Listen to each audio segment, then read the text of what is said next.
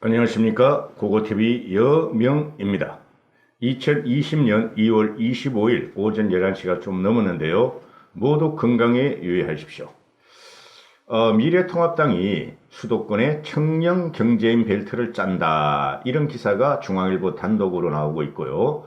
그 다음에 어제 기사로서는 경선률을 국민 여론조사 100%로 바꾸겠다. 그동안에는 국민 여론조사 50%, 당원 투표 50%에서 국민 여론조사 100%로 바꾸겠다. 이렇게 지금 미래통합당 공관위가 판을 짜고 틀을 메꿔 나가고 있죠. 이게 뭐냐 하면은 지금 수도권, 특히 수도권이죠. 전략지역과 수도권 험지에서 30, 40대 청년과 경제 분야 인사를 대거 투입하기로 했다. 수도권을 중심으로 청년 경제인 벨트를 짜는 방안을 추진 중인데 당에서 영입한 청년 인재들과 공천 신청자 중 역량이 있다고 판단되는 젊은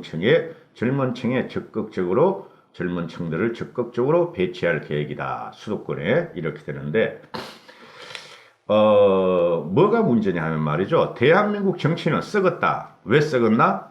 공무원 출신과 그 다음에 학자 출신이 너무 많아서 썩었다. 이렇게 되는 것이죠. 우린 이 역사적인 경험을 말이죠. 우리 대한민국 건국 이래 70년 역사 이전에 조선왕조 500년을 보면 됩니다. 조선왕조 500년이 뭐죠? 유교 아래서 지배받던 체제다. 그리고 사농공상, 선비가 먼저고 그 다음에 농민이 두 번째고 공업인, 그러니까 밥그릇 만들고 홍유 만드는 사람이 세 번째고 상인이 맨 꼴찌였다. 그러나 현대 자본주의에서는, 현대 세계에서는 거꾸로 되죠. 상인, 공인, 농인, 사인 이렇게 되는 것이죠. 그래서 지금 저 민주당 쪽에서는 대부분이 쉽게 말해서 우리 자유우파, 그러니까 자유당 출신이래 보수 우파를 반대하는 세력은 민주당에서 뭐였죠? 자유당을 갖다 반대하는 세력이 뭐였다? 저항 세력이었다. 저항 세력에서 그쪽에서 주로 들어온 거는 반골 지식인과 그 다음에 운동권들이 주로 들어왔죠. 민주화 운동을 했던 전두환 체제 타파를 외친 운동권이던 586이든 이런 애들 들어왔죠. 이게 우리나라 역사의 정치, 한국 정치 70년의 비극이라는 소리죠. 그럼 이걸 먼저 깨야 되는 게 어디였느냐? 우리가 자유우파라는 사람들이 대단히 착각하는 게 있어요. 그죠?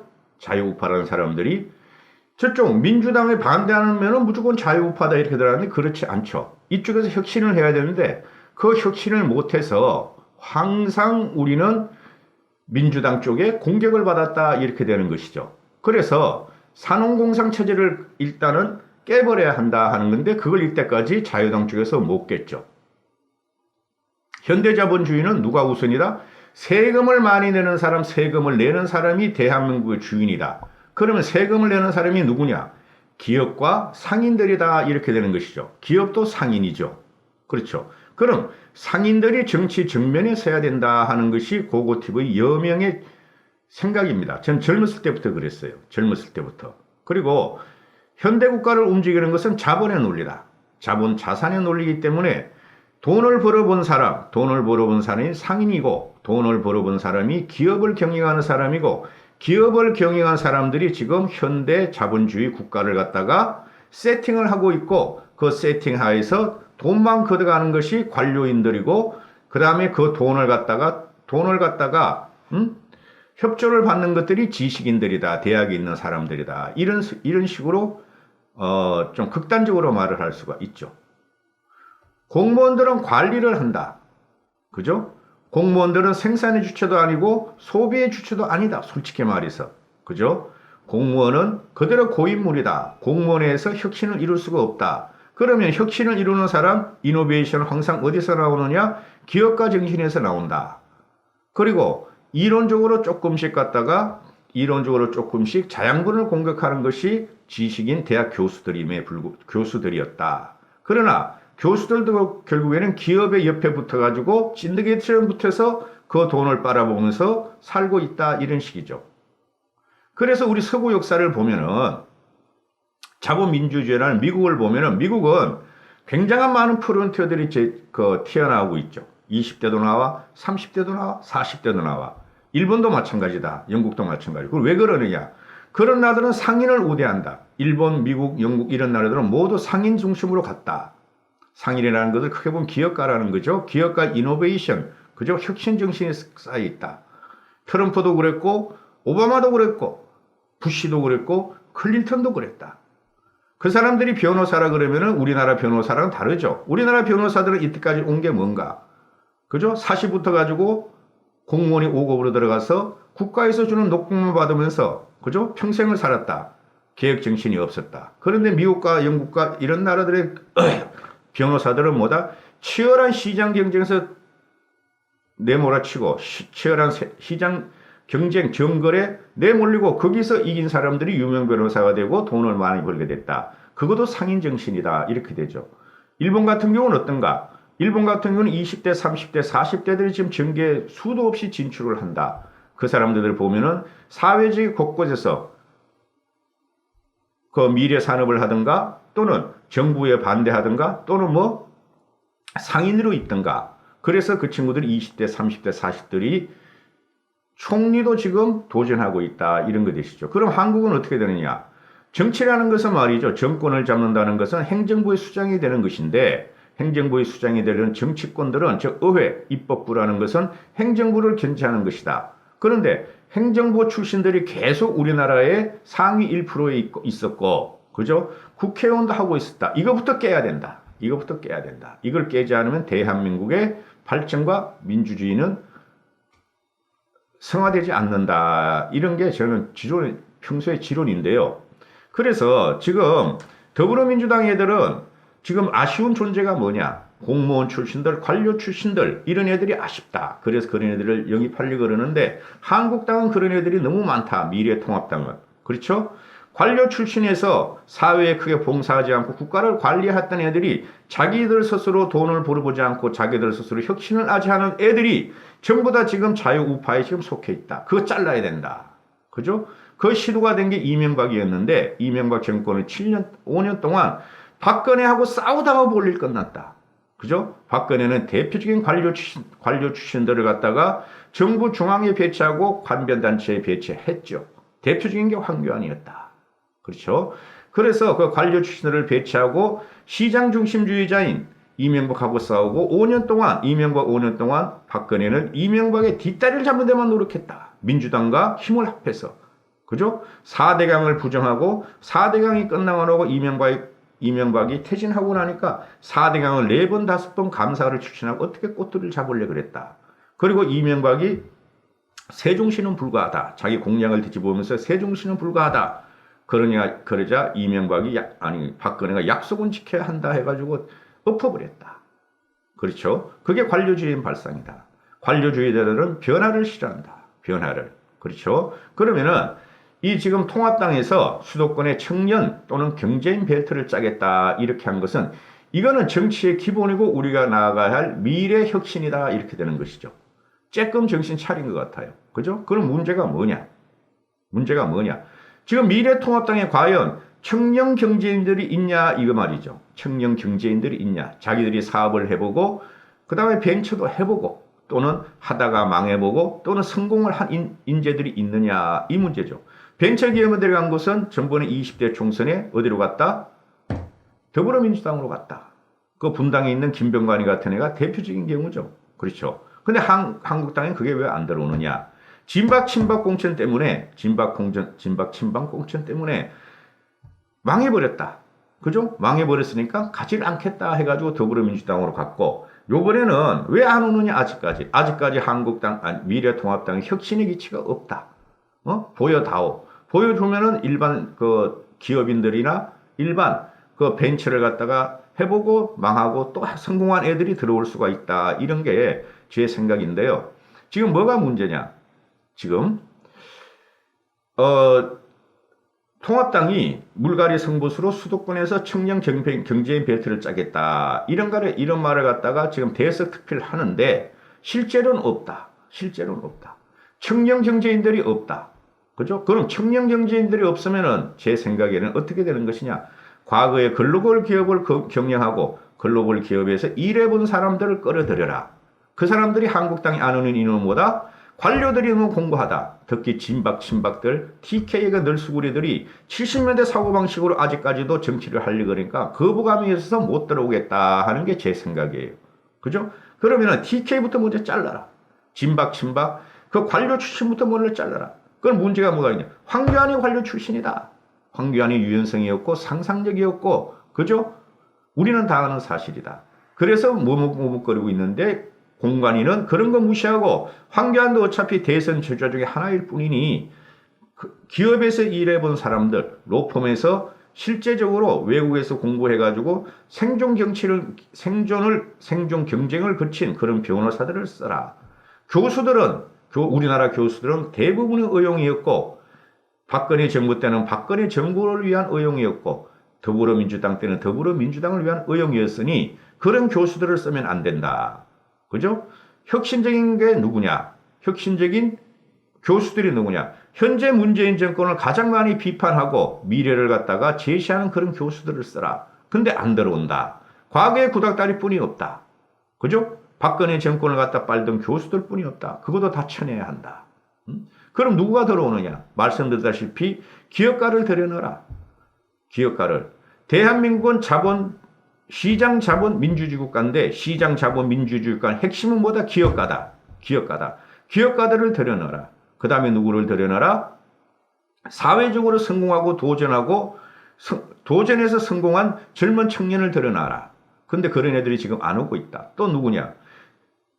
신문기자도 드러나야 되고, 그죠? 투쟁을 하고 깊이 들어간 신문기자도 드러나야 된다. 이런 식이죠.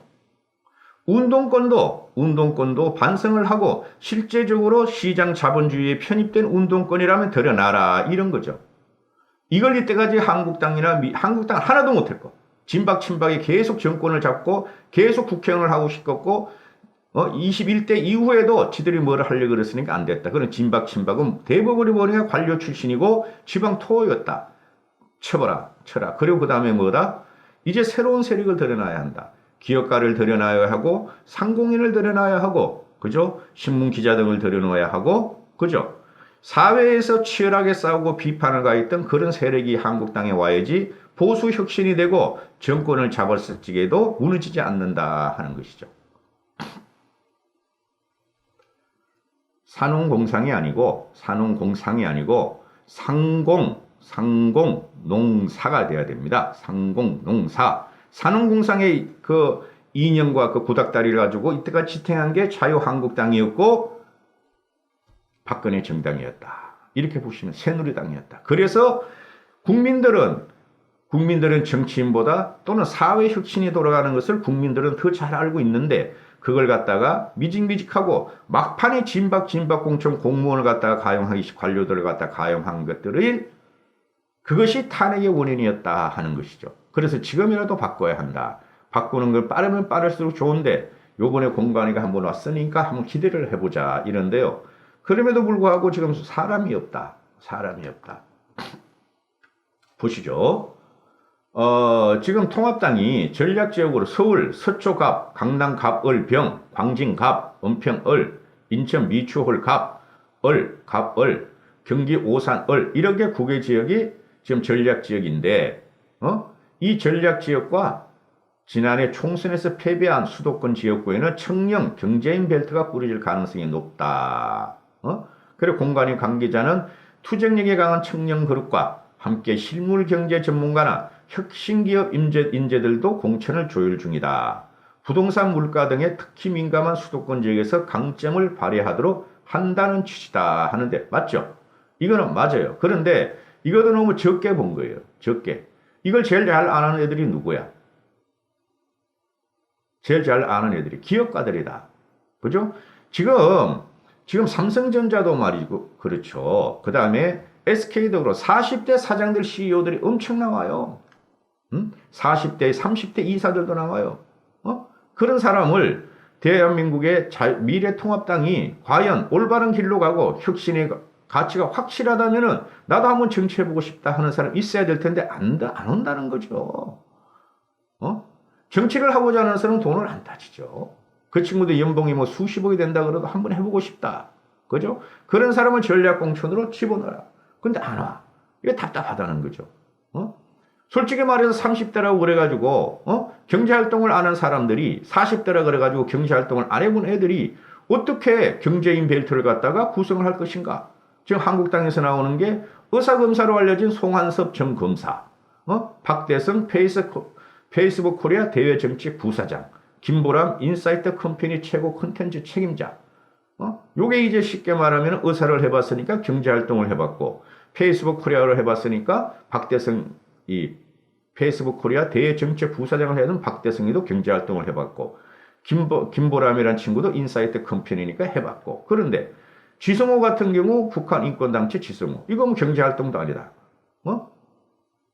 이 지성호 같은 친구가 솔직히 나는 미래통합당의 적격간 인물인지 솔직히 모르겠어요, 저는.